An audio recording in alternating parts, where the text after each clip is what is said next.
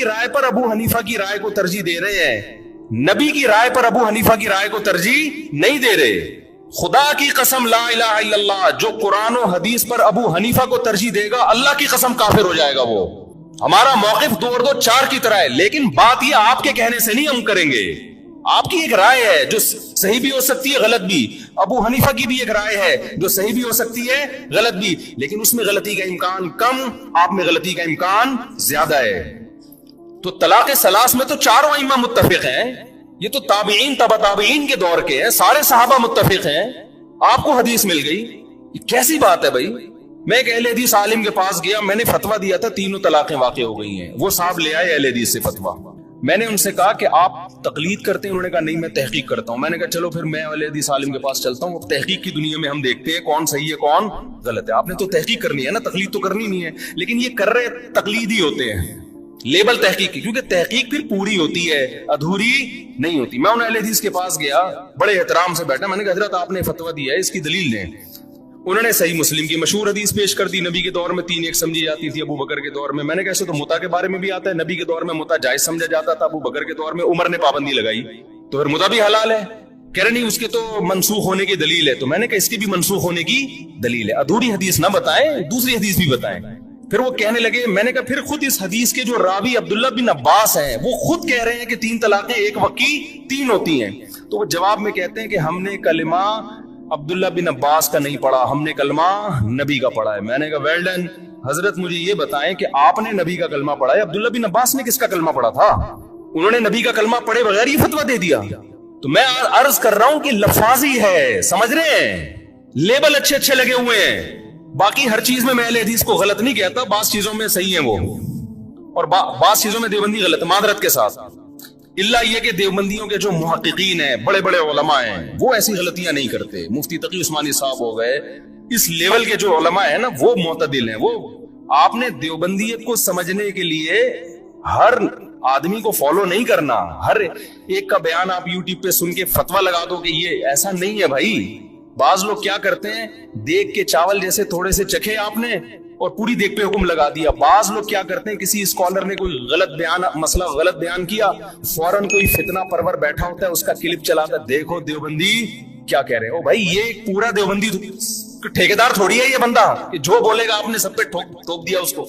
मैं तो आपको फिर भी देवबंदी बरेलवी की बहस में, ये तो लोगों ने मशहूर की हुई है, हमें तो हम अल्लाह की कसम उठा के कहते हैं कि अपने नाम के साथ ना देवबंदी लगाओ ना बरेलवी। मेरे नाम के साथ लगाया था, मैंने हटवाया है लोगों से। ये भी हमारे अकाबिर की तालीमात है। क्यों? जो फिरका जन्नत में जाएगा उस पे लेबल से नबी क्या कह रहे हैं उसके मुतासिर ना हो। अब नबी फरमा देते, साहबा ने पूछा या रसूल अल्लाह, कौन सा फिरका जन्नती नाजिया निजात पाने वाला कौन सा होगा? तो हमारे नबी का हम पर यह एहसान कि आपने वो नाम नहीं, आप अगर कहते अहले हदीस होंगे तो जुम्मे की नमाज में टांगे चौड़ी करके पढ़ाता, मैं जोर से आमीन कहता। ऐसा ही है ना। हमारे नबी कहते हैं कि वो हनफी होंगे, तो जितने अहले हदीस हैं वो क्या बन जाते, सारे हनफी बन जाते। हमारे नबी कहते हैं कि वो हरी पगड़ी वाले होंगे, अब तो उन्होंने भी सफेद कर दी पगड़ी, तो हम सब हरे हरे होते हैं। यहाँ क्या ख्याल है, पगड़ी भी हरी होती, और अब मुझे नहीं पता उनका क्या क्या हरा होता है, अल्लाह बेहतर जाने। और क्या हरा होता, पेन हरा होता जी, कंगी हरी होती है, शुक्रिया जी, ट्यूबलाइट हरी, अच्छा खैर।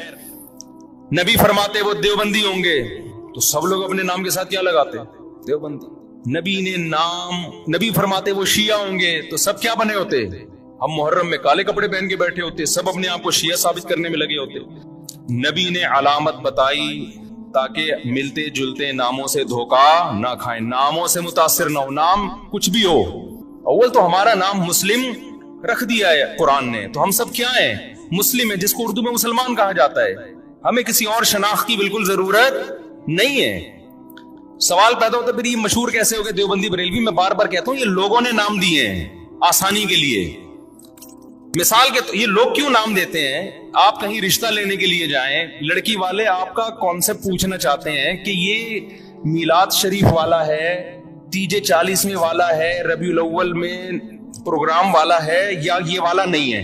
اب وہ پوری ڈیٹیل پوچھیں تمہارا عقیدہ کیا ہے، پوری ڈیٹیل کے بجائے شارٹ نام رکھا ہوا، بھائی جو یہ کرتے ہیں ان کو بریلوی کہا جاتا ہے، جو یہ نہیں کرتے ان کو کیا کہا جاتا ہے، دیوبندی. تو ان شارٹ وہ انہوں نے، کیونکہ مسلمان تو دونوں ہی کہلاتے ہیں نا.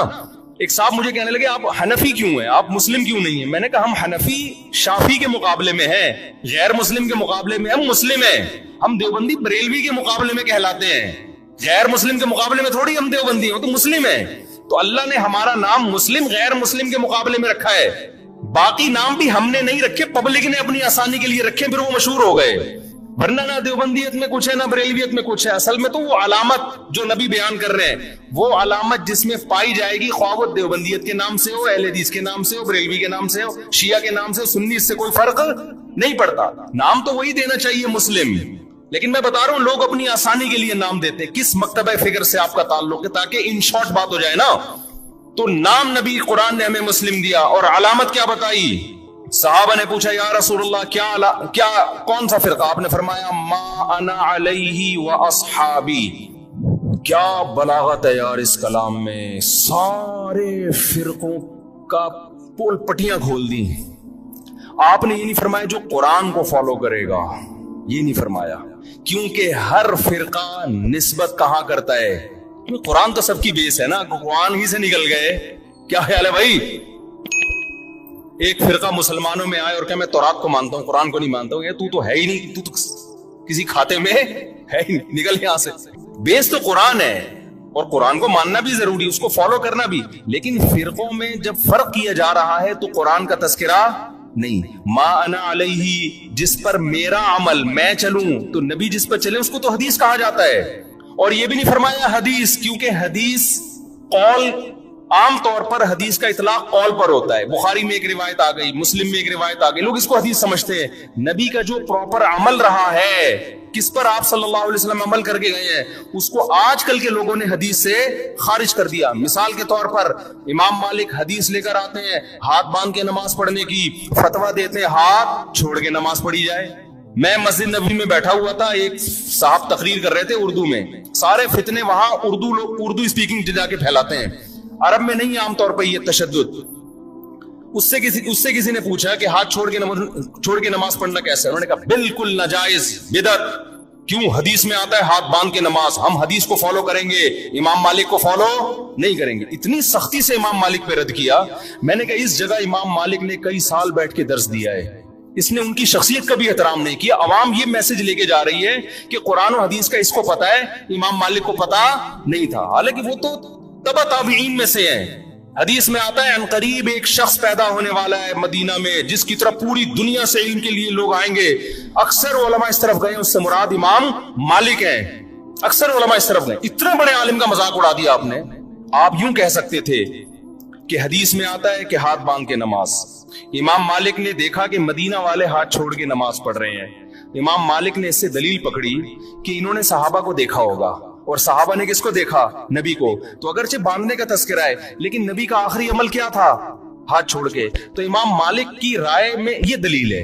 وہ کہہ رہے ہیں کہ حدیث میں تو ہمیں باندھنے کا تذکرہ ملتا ہے، لیکن جو عمل مل رہا ہے ہمیں پریکٹیکلی، جو تواتر مل رہا ہے وہ چھوڑنے کا مل رہا ہے. تو عملی تواتر کو وہ زیادہ ویلیو دے رہے ہیں قولی حدیث سے، تو وہ بھی حدیث ہی پر عمل کر رہے ہیں. پھر آپ ایک رائے بیان کر دیتے کہ بھئی ان کی رائے بھی ٹھیک ہے، دلیل ان کی بھی بنتی ہے، لیکن ہم حدیث کے ظاہر کو دیکھتے ہیں، بھئی باندھنے کا تذکرہ ہے تو ہم کہتے ہیں نبی نے جو چھوڑ کے نماز پڑھی ہوگی، ہو سکتا ہے وہ کسی عذر سے پڑھی ہو، یا ہو سکتا ہے کہ جی وہ آسانی کے لیے یہ بتانے کے لیے کہ یہ بھی جائز ہے. تو ادب کا تقاضا یہ کہ مان لیے جائیں. لیکن اگر کوئی امام مالک کی رائے کو فالو کر رہا ہے تو ہم اس کو بھی برا نہیں کہیں گے. یہ انداز ہوتا تو میرا خیال ہے زیادہ اچھا ہوتا. لیکن آج کل کے اسکالرز جو قرآن حدیث کے ٹھیکیدار بنے ہوئے ہیں، ان کا یہ اسٹائل بولو نہیں ہے. ان کا یہ اسٹائل ہے کہ حدیث مجھے آتی ہے، باقی سارے جاہل ہیں. یہ تو امام مالک کے بارے میں اگر وہ پوچھ لیتے نا رفع الیدین کا مسئلہ امام حنیفہ کا، پھر تو وہ ایک دم آگ نکلنا شروع ہو جاتی.